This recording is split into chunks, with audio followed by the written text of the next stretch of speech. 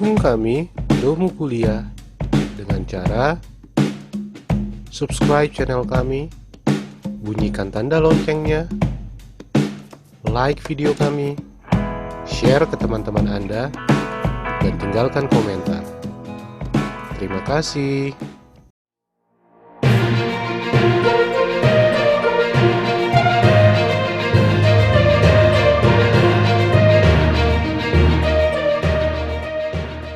Pengertian pemberdayaan sosial masyarakat. Menurut modul KKN tematik Desa Membangun Pemberdayaan Masyarakat Desa yang dikeluarkan oleh Kementerian Desa Pembangunan Daerah Tertinggal dan Transmigrasi tahun 2019, pemberdayaan dipahami sangat berbeda menurut cara pandang orang maupun konteks kelembagaan, politik, dan sosial budayanya. Pemberdayaan sebagai proses mengembangkan, memandirikan, menswadayakan, memperkuat posisi tawar-menawar masyarakat lapisan bawah terhadap kekuatan-kekuatan penekan di segala bidang dan sektor kehidupan.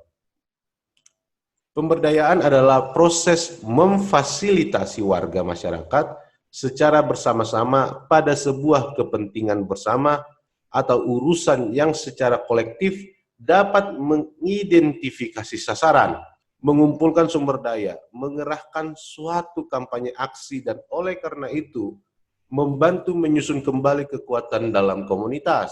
Pemberdayaan secara makro sebagai upaya mengurangi ketidakmerataan dengan memperluas kemampuan manusia melalui misalnya pendidikan dasar, umum, dan pemeliharaan kesehatan, bersama dengan perencanaan yang cukup memadai bagi perlindungan masyarakat dan memperbaiki distribusi modal-modal yang nyata, misalnya lahan dan akses terhadap modal. Ini menurut Kementerian Desa Pembangunan Daerah Tertinggal dan Transmigrasi, ya. Nah, ini menurut Ginanjar Kartasasmita. Pemberdayaan masyarakat adalah upaya untuk meningkatkan harkat dan martabat lapisan masyarakat kita yang dalam kondisi sekarang tidak mampu untuk melepaskan diri dari perangkap kemiskinan dan keterbelakangan. Dengan kata lain, memberdayakan adalah memampukan dan memandirikan masyarakat. Bisa mandiri. Itu sebenarnya tujuan pemberdayaan masyarakat. Kemudian menurut Sunyoto Usman, pemberdayaan masyarakat adalah sebuah proses dalam bingkai usaha memperkuat apa yang lazim disebut community self-reliance atau kemandirian dalam proses ini.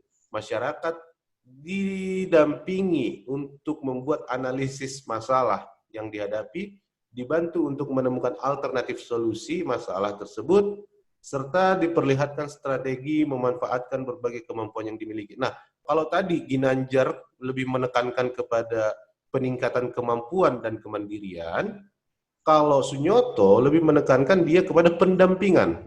Pemberdayaan masyarakat itulah pendampingan terhadap masyarakat, didampingi, dibantu, diperlihatkan, didukung, ya. Itu menurut Sunyoto. Menurut Wijaya, pemberdayaan masyarakat adalah upaya meningkatkan kemampuan dan potensi yang dimiliki masyarakat, sehingga masyarakat dapat mewujudkan jati diri, harkat, dan martabatnya secara maksimal untuk bertahan dan mengembangkan diri secara mandiri, baik di bidang ekonomi, sosial, agama, dan budaya. Hampir sejalan dengan pendapat dari Ginanjar Kartasasmita, yaitu intinya adalah memandirikan. Nah, ini menurut Sumaryadi.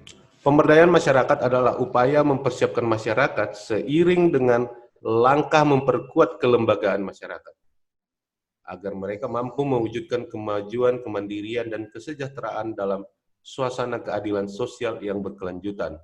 Oke. Nah, kalau di sini Sumaryadi bukan cuma masyarakatnya, ya. Dia dikatakan di sini mempersiapkan masyarakat seiring dengan langkah memperkuat juga lembaga-lembaga kemasyarakatannya, jangan cuma masyarakatnya. Kemudian selain itu, pemberdayaan masyarakat juga diartikan sebagai berikut, oke? A.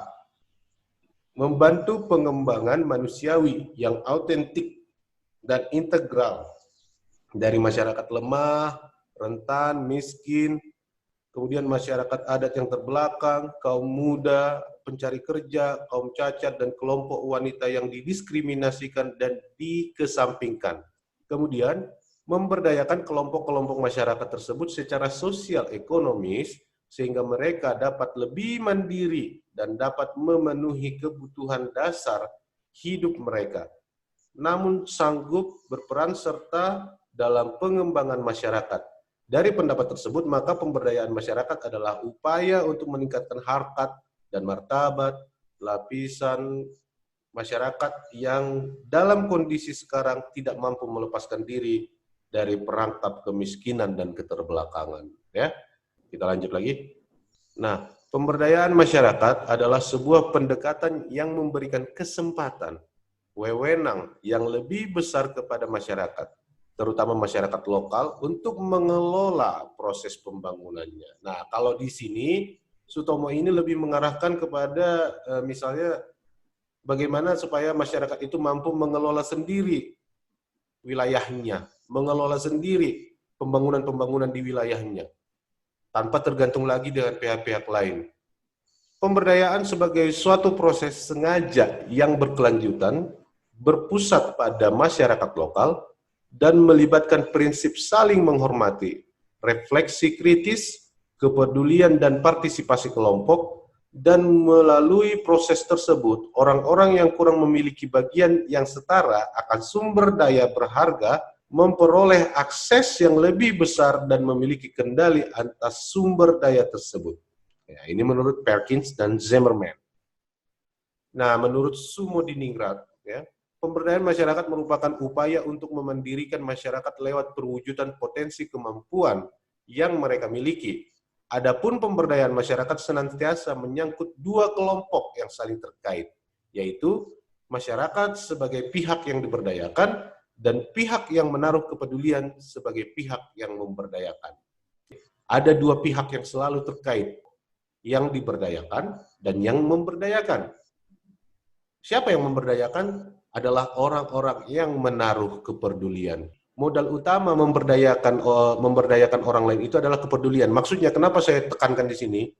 Jika nanti kalian misalnya menjadi fasilitator, menjadi orang-orang yang bertugas memberdayakan orang lain gitu ya, atau menjadi pendamping atau apa, utamakan dulu harus ada ini, kepedulian.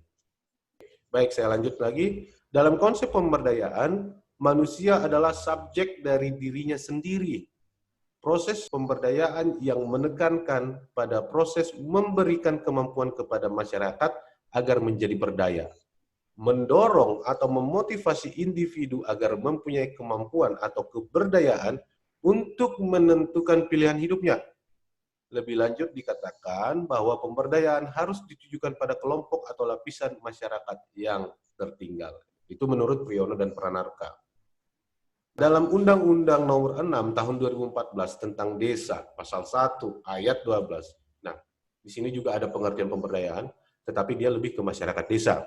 Pemberdayaan masyarakat desa adalah upaya mengembangkan kemandirian dan kesejahteraan masyarakat dengan meningkatkan pengetahuan, sikap, keterampilan, perilaku, kemampuan, kesadaran, serta memanfaatkan sumber daya melalui penetapan kebijakan, program, kegiatan, dan pendampingan yang sesuai dengan esensi masalah dan prioritas kebutuhan masyarakat. Oke, kita lanjut lagi. Titik pijak pemberdayaan adalah kekuasaan sebagai jawaban atas ketidakberdayaan masyarakat. Kekuasaan tidak vakum dan terisolasi. Kekuasaan senantiasa hadir dalam konteks relasi antar manusia. Kekuasaan tercipta dalam relasi sosial. Karena itu, kekuasaan dan hubungan kekuasaan dapat berubah.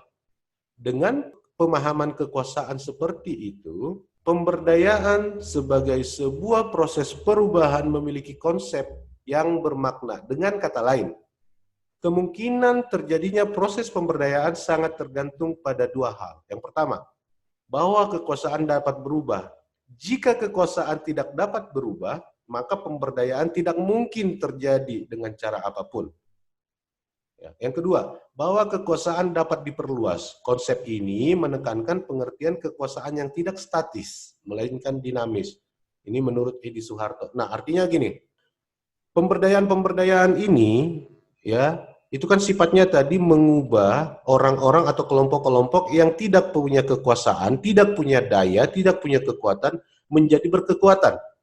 Tetapi ini tidak mungkin terjadi kalau di daerah itu atau di kelompok masyarakat itu tidak ada yang namanya perubahan kekuasaan. Contoh ini di negara-negara kerajaan misalnya. Ya, siapa raja? Ya keluarganya terus yang raja. Berarti yang lain tidak bisa diberdayakan untuk menjadi raja, sekalipun dia punya potensi atau punya kemampuan. Nah, seperti itu maksudnya, ya. Jadi, ini hanya bisa berlaku di daerah-daerah atau di negara-negara yang demokratis, misalnya seperti kita, ya. Seperti kita misalnya, Jokowi itu dulu wali kota, tapi dia punya potensi, dia punya kemampuan, dan diberdayakan, akhirnya bisa jadi presiden. Artinya, seberapa mampu pun kita, seberapa potensial pun kita sebagai manusia, kalau sistem kekuasaan di wilayah kita itu tidak bisa berubah atau statis, maka kita nggak akan mungkin bisa memberdayakan atau diberdayakan untuk mencapai kekuasaan yang lebih tinggi. Makanya ditekankan di nomor 1 ini, jika kekuasaan tidak dapat berubah, pemberdayaan tidak mungkin terjadi dengan cara apapun. Kemudian kita lanjut. Pemberdayaan memuat 2 pengertian kunci, yaitu kekuasaan dan kelompok lemah. Kekuasaan di sini diartikan bukan hanya menyangkut kekuasaan politik dalam arti sempit, melainkan kekuasaan atau penguasaan klien. 1. Pilihan-pilihan personal dan kesempatan hidup. Kemampuan dalam membuat keputusan-keputusan mengenai gaya hidup, tempat tinggal, dan pekerjaan. Kedua, pendefinisian kebutuhan, kemampuan menentukan kebutuhan selaras dengan aspirasi dan keinginan. Ketiga, ide atau gagasan, kemampuan mengekspresikan dan menyumbangkan gagasan dalam suatu forum atau diskusi secara bebas dan tanpa tekanan. Keempat, lembaga-lembaga atau kemampuan menjangkau, menggunakan dan mempengaruhi peranata-peranata masyarakat seperti lembaga kesejahteraan sosial, pendidikan, dan kesehatan. Kelima, sumber-sumber kemampuan memobilisasi, sumber-sumber formal, informal, dan kemasyarakatan. Keenam, aktivitas ekonomi, kemampuan memanfaatkan dan mengelola mekanisme produksi, distribusi, dan pertukaran barang serta jasa. Ketujuh, reproduksi, kemampuan dalam kaitannya dengan proses kelahiran, perawatan anak, dan pendidikan dan sosialisasi. Inilah beberapa hal yang dikuasai oleh orang-orang yang berkuasa terhadap orang-orang klien tadi atau kelompok lemah. Artinya gini, saya penguasa, saya punya masyarakat, 7 hal ini yang ada dalam masyarakat saya kuasai. Dan saya berdayakan mereka untuk masing-masing bisa mengerjakan ini. Ya, saya buat pelatihan-pelatihan, saya buat pendidikan, saya buat seminar-seminar atau workshop tentang bagaimana mereka bisa mengerjakan ini semua. Artinya saya harus punya kekuatan dulu, saya harus punya kemampuan dulu. Di samping kepedulian tadi, saya juga harus punya kemampuan dan kekuatan dulu untuk memberdayakan orang lain. Nggak logis, kita nggak mampu, malah kita mau memampukan orang. Kita nggak berdaya, malah kita mau memberdayakan orang. Itu nggak mampu, nggak logis. Nah, itu maksudnya di sini. Saya lanjut. Pemberdayaan adalah sebuah proses dan juga tujuan. Artinya dia sekaligus. Dia adalah caranya, dan dia adalah tujuannya. Sebagai proses, pemberdayaan adalah serangkaian kegiatan untuk memperkuat kekuasaan atau keberdayaan kelompok lemah dalam masyarakat, termasuk individu-individu yang mengalami masalah-masalah kemiskinan misalnya. Kalau dia sebagai tujuan, maka pemberdayaan menunjuk pada keadaan atau hasil yang ingin dicapai atau yang sudah dicapai oleh sebuah perubahan sosial, yaitu masyarakat yang berdaya, memiliki kekuasaan atau mempunyai pengetahuan dan kemampuan dalam memahami kebutuhan hidupnya, baik yang bersifat fisik, ekonomi, maupun sosial. Seperti memiliki kepercayaan diri, mampu menyampaikan aspirasi, mempunyai mata pencaharian, dan mandiri dalam melaksanakan tugas-tugas kehidupannya. Nah, saya lanjut lagi. Inti dari pemberdayaan adalah, yang pertama, suatu upaya atau proses pembangunan yang berkesinambungan, yang berarti dilaksanakan secara terorganisir. Jangan putus di tengah jalan. Jadi dia harus berkesinambungan dan ada organisasinya. Dan bertahap, dimulai dari tahap permulaan hingga tahap kegiatan tindak lanjut dan evaluasi.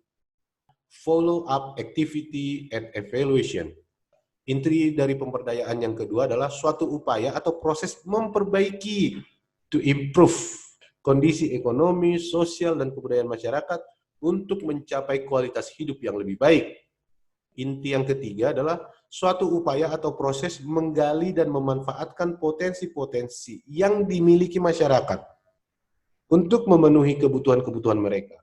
Sehingga prinsip to help the community to help themselves dapat menjadi kenyataan.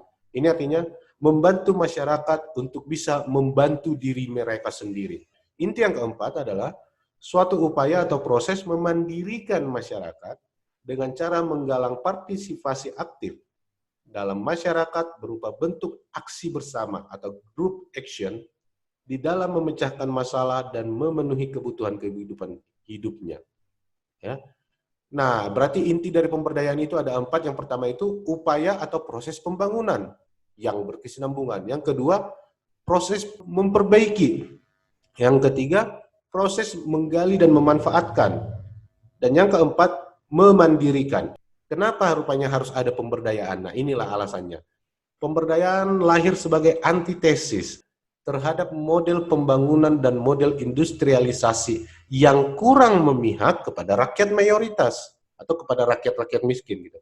Konsep ini dibangun dari kerangka logika sebagai berikut. Nah, inilah beberapa pemikiran-pemikiran ya yang menganggap kalau pembangunan sekarang atau kondisi industrial atau modernisasi yang sekarang itu kurang memihak terhadap masyarakat-masyarakat kecil sehingga muncullah pemberdayaan-pemberdayaan ini gitu ya.